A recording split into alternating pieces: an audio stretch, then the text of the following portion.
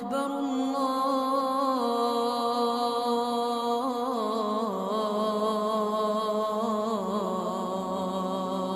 أكبر.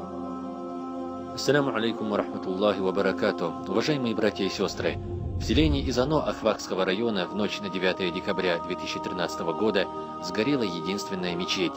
Жители села вынуждены были обратиться за помощью ко всем, кто может принимать участие в этом богоугодном деле, так как рузманы и другие религиозные обряды приходилось совершать в мадресе, где едва помещалось 2/3 части джамаата.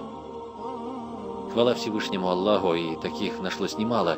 Кто-то взял на себя строительство каркаса, кто-то строительство крыши и купола, кто-то взялся за внутренние отделочные работы, окна, двери и так далее.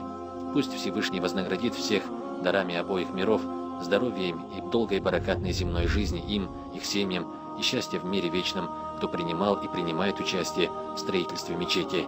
Мы также надеемся и на дальнейшую помощь для завершения строительства мечети, иншаллах.